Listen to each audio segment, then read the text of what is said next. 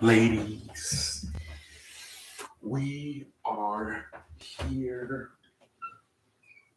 tonight on the show. And tonight, man, we have some news, ladies and gentlemen, and that is the freaking there was gonna new a new what the fuck's going on right now? There was gonna be a new freaking Wyatt family starting up supposedly right before WrestleMania after Royal Rumble. So supposedly, right, there was a storyline going around that Alexa Bliss, right, was getting teased by Bray Wyatt and Uncle Howdy, and I think her last match she ended up losing, but then they couldn't continue the storyline because she got pregnant and they just had to end it. But apparently, it was going to be Bray Wyatt, Eric Young, Uncle Howdy, and Alexa Bliss. And some other guy was going to play Sister Abigail. So they were going to add 3 members to the Wyatt family, supposedly. Eric Young, Alexa Bliss, and this other person, I think, from NXT. But they couldn't do it due to Bray Wyatt having some type of sickness. And obviously Alexa Bliss being pregnant.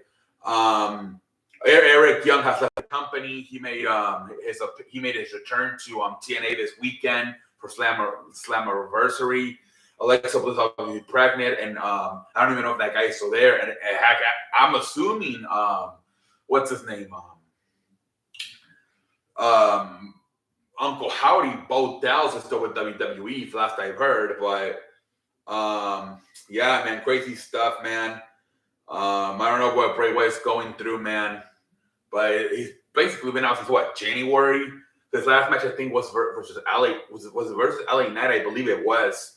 Who knows what's going on, man? That's crazy, man. Though they were gonna add 3 more members, and then, man, that sucks, man. Hopefully they bring Bray Wyatt back soon, man. Hopefully. Freaking Kevin Owens and Sami Zayn have been tag team champions for 100 days now. They defended their titles like over 17 times in 100 days. So yeah, really successful. Yeah, you can argue they've been kind of carrying Monday Night Raw low key along with the Judgment Day. You know, obviously you got guys like Cody Rhodes, Seth Rollins as well, right? But the guys that have been the unsung heroes have probably been those guys, the Judgment Day and Kevin Owens and Sami Zayn, man, with some of their matches they've had, man. No, honest, man. To be honest, Tony Khan pretty much said in an interview, he's like, yeah, you know, these rules, the new rules we added, right, about the whole not pretending to have a seizure after you get hit, or put your hands up to protect yourself from a chair shot, or no bleeding in the crowd. He said, I don't think they're gonna affect our watchers' experience, like our viewers' experience. It's more for us, you know, some rules to keep us safe, to keep our wrestlers safe. But he said, I don't think it's gonna affect the viewers, how they do the show. I don't think the show's you're gonna see a huge difference. So that's what he said. So we'll see how that goes. Yeah, I mean, this week AEW, I don't know, by Dynamite, I don't remember if they were installed or not, but for sure by Collision, there was no blood in Collision, but there was some hell great matches, especially with FTR and Bullet Club Gold, and then the CM Punk Ricky Starks match. I'm assuming when we just need a John Moxley match and we'll get blood on. I'm telling you. Alea, she has not been seen on Monday Night Raw since September, since she lost the tag team champions with Raquel Rodriguez. She sent a Twitter question now asking, when do you think I'll be back? But for September, after September, if she's not back by then, it would be an entire full year of Alea not appearing on WWE TV. To me, this is more like a Vince McMahon decision. She probably doesn't believe in her. She's only like 4'11". She's very small. You have to have charisma, right? Like freaking, like at least like Selena Vega's good on the microphone. Alexa Bliss, Sasha Banks. Yeah, she lacks charisma. She's kind of small. You know, usually those smaller. That was the problem with as good as Sasha Banks and Alexa are. That is because they're only like 5'3" or shorter. They tend to get injured a lot more. Obviously, right now, what's her name? Sasha, now known as Mercedes Moné is dealing with an injury.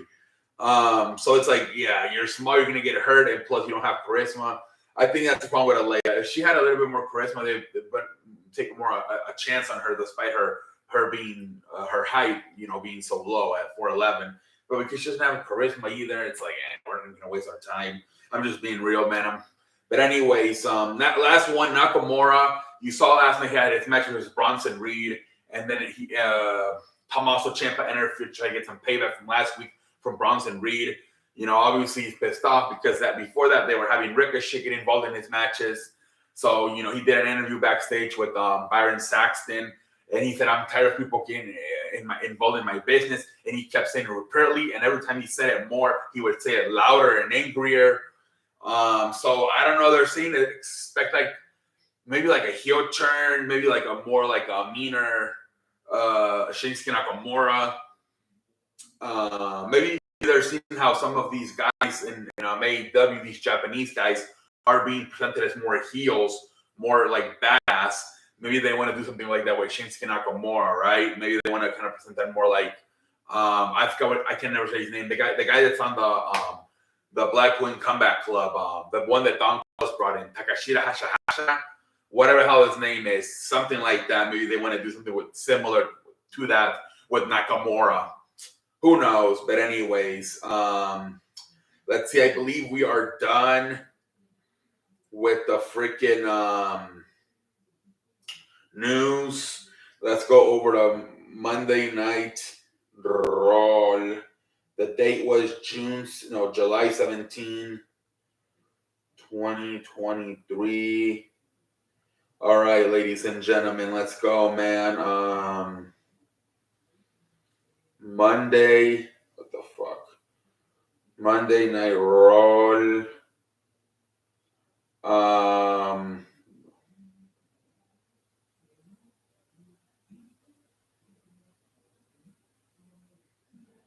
Here, let's go. All right, ladies and gentlemen. From freaking Atlanta, the hometown of Cody Rhodes. Cody Rhodes starts things off.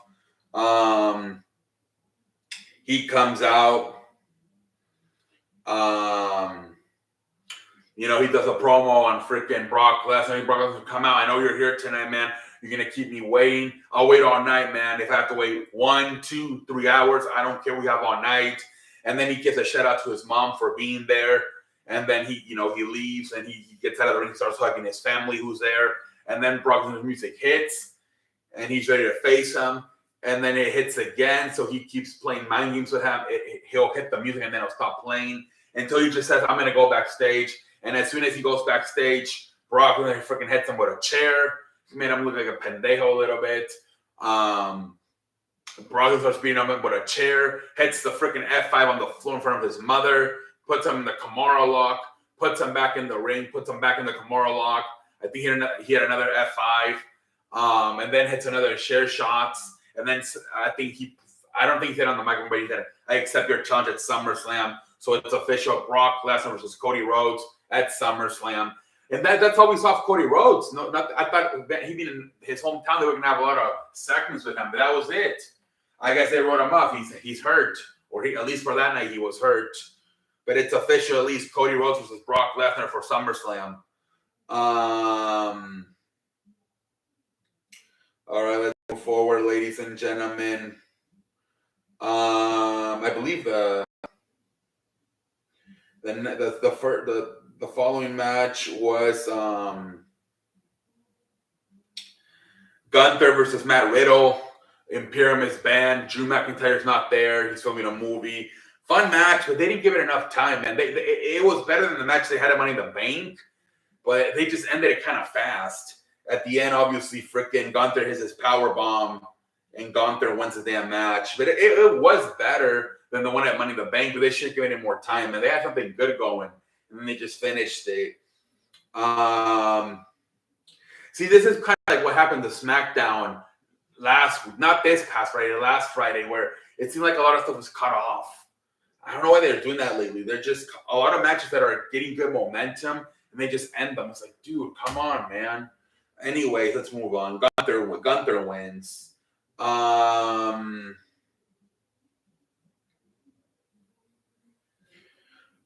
the tag team champions, Raquel Rodriguez, Liv Morgan, are getting interviewed. They're talking about their match. Rhea Ripley comes out. They once again have a face-off. Raquel Rodriguez and Rhea Ripley start getting into a fight. Rhea Ripley hurts Raquel Rodriguez's knee. Raquel Rodriguez is questionable. She doesn't know if she's going to be able to compete or not. She ends up, getting checked by the medical staff, and they're trying to figure out if she can compete. They end up saying she can, but she's not 100%. She's limping all over the damn place.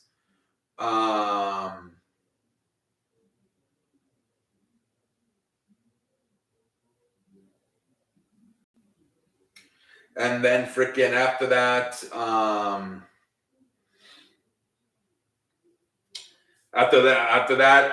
the Judgment Day comes out. They all start talking to, Damian Priest. They start talking about, I have my Money in the Bank guarantee shot, but before that, I'm going to give Finn Balor first crack at the World Heavyweight Champion. Dominic talks about having a match with the North American Championship for NXT tomorrow. Obviously, Rhea Ripley's talking about her reign. And then freaking,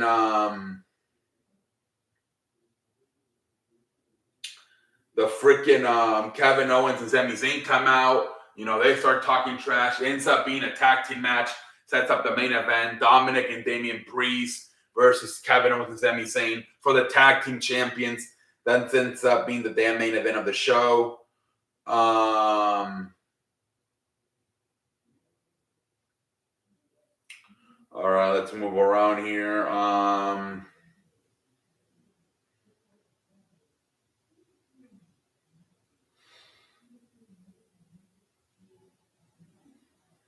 And then we have the tag team match. Sonya Deville and Chelsea Green versus Sonya Deville and Raquel Rodriguez versus Liv Morgan. The whole match is limping. Obviously, she's out of the ring. She's hurt. Liv Morgan is kind of wrestling a handicap match. Obviously, at the end, they had the finisher. They win. You could just tell they were going to choose the titles. And they kind of have to, because I think they're trying to make more believable that Raquel Rodriguez can actually beat Rhea Ripley for the world champion. Nobody's going to believe that's the case if she's half of the tag team champions. So I think they did it to make it more believable that she's actually a real threat to beating Rhea Ripley at SummerSlam. I think that's why they did it. But yeah, man. So pretty much new tag team champions. Chelsea Green and freaking Sonya Deville are your new woman tag team champions, man. Here we go with this.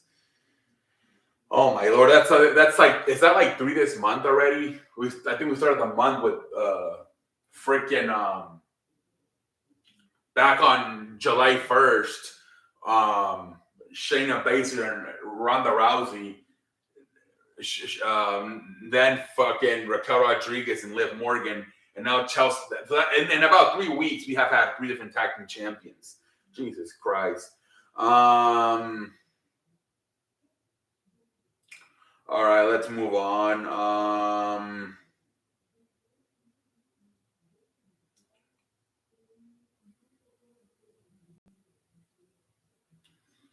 Let's see here. So then they start an interview with Seth Rollins and Baron Saxton. They're talking about who's the next contender, who's the next candidate for Seth Rollins to face. And then Finn Balor shows up. He kicks Baron Saxton out of there. He's like, I'm the next in line. You know it, man. I deserve a rematch. Go to Adam Pearce and make it happen. Seth Rollins was like, man, you got to understand you're living in the past. You got to move forward. And then Balor's like, man, I'm living in chaos, man. And that's where I'm going to take the world champion to, chaos. And I'm going to do it by hurting you, laughing at you, doing the same thing you did to me 7 years ago. They're still going off that. And then Rollins is like, hey, man, I don't think it's even about the title, man. I think you just want to beat my ass. Why don't you just do it right here, right now? Forget about making a match. And then Finn just walks away. And then Rollins is like, all right, whatever. We're done here, guys. I apologize for everything, but I think the interview's over. And freaking Finn Balor comes back and attacks him. And he's like, okay, there we go. I just took a shot at you. Go get the damn match. So, yeah, they're probably going to have a match, man, once again. And I'm assuming Rollins is going to again at SummerSlam. All right, let's move forward.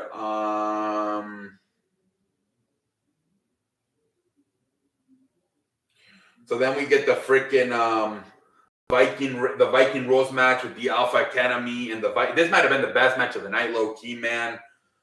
Chad Gable looked fantastic in this match, man. In a matter of like 3 seconds, like 5 seconds, he did a freaking backflip off the top rope, and then he landed, and then he freaking suplexed one of the freaking Viking Raiders. Like you literally go from athleticism to strength. Very impressive right there.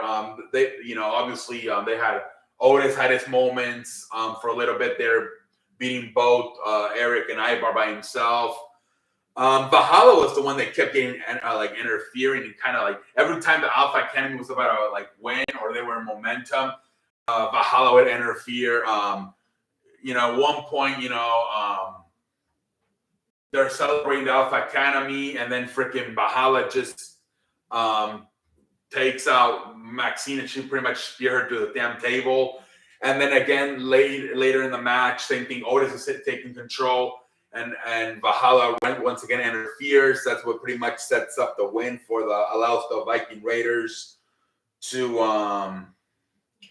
get the freaking win, man.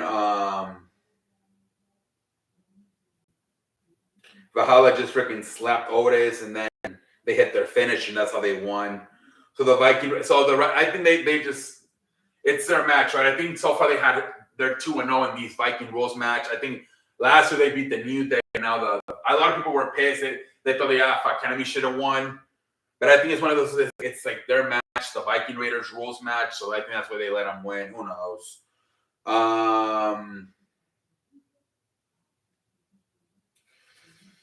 Who knows, man? But anyways, let's move forward.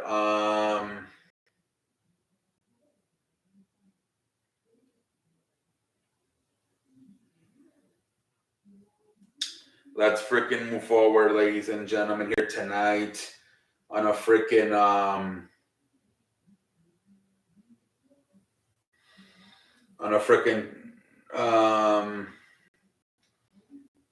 so next we had the freaking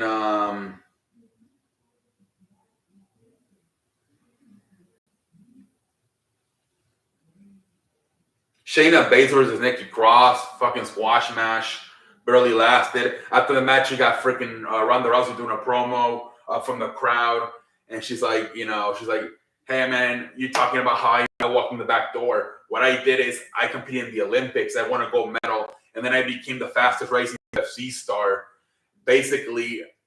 And then I got thrown into the deep end of the water without having little experience, and I ended up having a Hall of Fame career already. What have you done? And Sheena's all pissed off. She's like, hey man, let's fight, man. Come down here and face me and fight. And she's like, you know what? I'll do you a favor, Shayna. I'm gonna do something you've never happened. You never been booked for SummerSlam. You and me at SummerSlam in Detroit, bitch. Yeah, a lot of people were complaining about the promo that she kind of like lacked some fire. Kind of the same thing last week with Ricochet. I think these guys sometimes they're so focused on memorizing the words, they don't act the promo, right? I think Ricochet kind of maybe had the same situation last week. Instead of just coming out naturally and just common sense, just being pissed off about everything Logan Paul said about him, he was trying to like talk about how they messed up a spot, and then because of that, Logan Paul, he was unprofessional. That doesn't make sense. That's like Brock Lesnar suplexing Roman Reigns, and Roman Reigns falling on his shoulder and hurting his shoulder, and then Roman Reigns calling him out saying, "You're unprofessional for body slamming me the wrong way," or "You're what are you, Mayweather? You're unprofessional because you punched me the wrong way." Like it was kind of stupid the way that.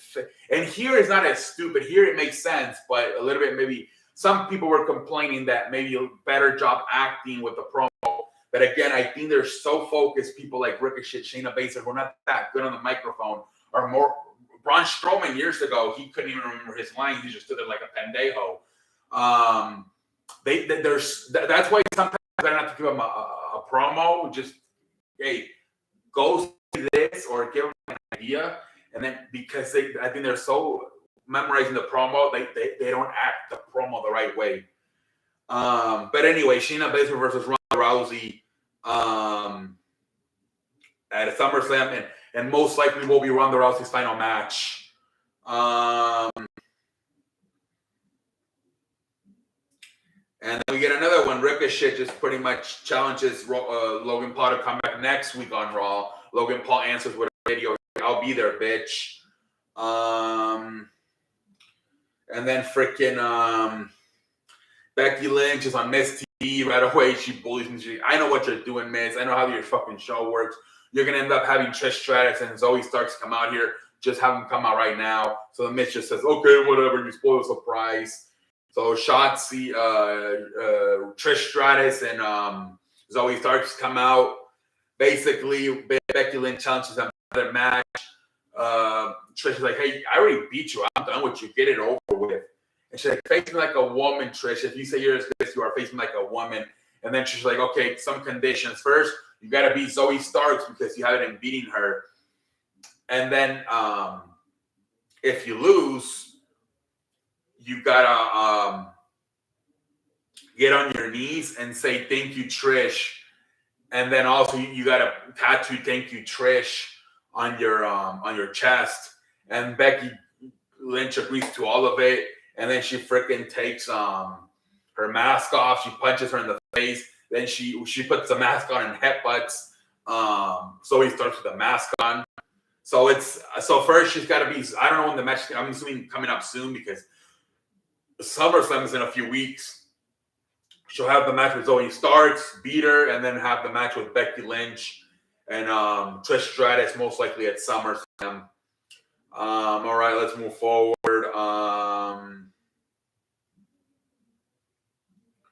Let's move forward, man. Shinsuke Nakamura versus Bronson Reed. The match is going good, but then Tommaso Ciampa interferes. Disqualification. Bronson Reed wins. After the match, like I said earlier, Shinsuke Nakamura is backstage angry. He's like, I'm tired of people getting involved in my business. So maybe they'll turn him heel. We'll see where they go from there. Let's see, ladies and gentlemen.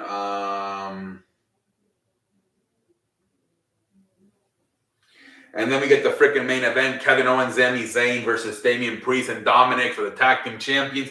Right off the bat, Seth Rollins comes in and attacks Finn Balor, getting some payback from earlier tonight. They just go off running into the backstage area. So Finn Balor's done. He's not going to finish the match. So then it's just Rhea Ripley out there with Damian Priest and Dominic. They end up having a good match back and forth. Rhea Ripley, for the most part, they didn't get involved until the end. Finally, at the end, she starts getting involved.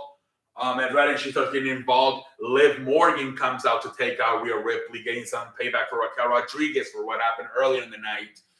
And then all hell breaks loose. At the end, Kevin Owens stunners hits the stunner on Damian Priest, and then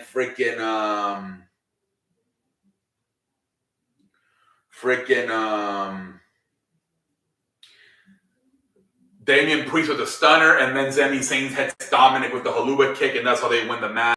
They retain the tag team champions. So it was a fun match, kind of fun. You had a feeling that you knew they were gonna win. They're in a little they're in a real hot streak right now. Nice hot streak. Kevin Owens and Sami, like I said, been 100 days as tag team champions. They've been part of the Raw brand, like carrying it along. Like I said, obviously Cody Rhodes and like Seth Rollins being like the faces, but these guys, like I said, along with the Judgment, they've been like the unsung heroes. How many times have like these two teams in different ways main evented Monday Night Raw? So I think for now they're going to keep the tag team champions. I just don't think there's no reason to lose them right now. There's not a team right now that's like pretty deadly's the only one I can think of that could that kind of like, okay, I could, but right now you saw Elton Prince is now hurt. He's got a shoulder injury. So outside of that, there's really nobody. Let's see what they do with the Street Profits with Bobby Lashley. Maybe they'll build them up good with maybe it's a heel faction. Maybe they could be a candidate. But at the moment, I can't think of a team that is worthy of being the tag team champions besides Kevin Owens and Sami Zayn. Keep them on them right now. We'll see in the future if it makes sense for somebody to win them. But for now, it just makes sense for them to keep them. But that's basically it, man. Good show. It was a good show. Good show, man. Like I said, I thought the matches were a little bit short. Especially, I really thought they had something going on with the Gunther Matt Riddle match. It sucks they ended it. Bronson Reed and freaking obviously they're trying to run the interference. But I mean, probably the best match of the night was probably the Viking Raiders versus the Alpha Academy. That was probably the best match of the night. This match wasn't bad either for the tag team titles, but it was a good show. But that's basically it. I wish they would have. I thought they were going to do a little bit more Cody, man, since it was his hometown. I'm pretty surprised they only did the opening segment with him, and that was it. They kept replaying it throughout the night, but I'm like, I thought we were going to get like maybe a backstage segment, man, maybe in him laying down in the freaking medical staff room getting evaluated, maybe having a conversation, kind of like with Raquel Rodriguez. Hey, Cody, I don't know if I can clear you for SummerSlam. And then freaking Cody screaming at him, Pierce, hey, you're clearing me, I don't give a fuck. Something like that. Maybe once again, maybe Lesnar attacking him backstage and the medical staff. I'm like, damn, bro, that's how you do. You just have him do the one segment, that's it. But anyways, whatever. Until next time, I'm finished.